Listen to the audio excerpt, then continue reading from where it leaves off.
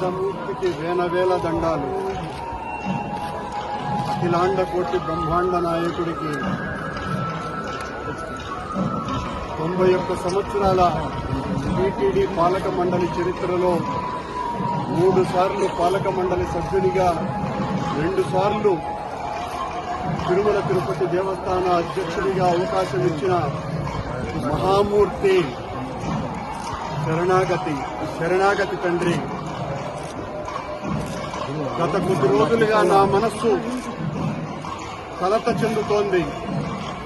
నిప్పుల కొలిమిలో నిలబడినట్టుగా ఉంది.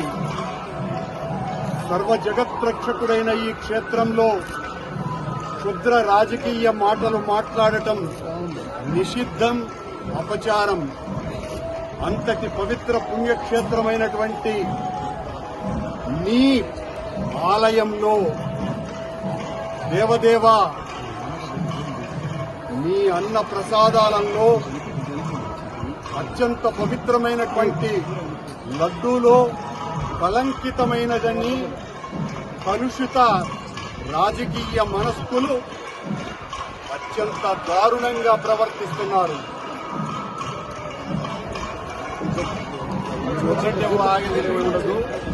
నేను గాని తప్పు చేసి ఉంటే,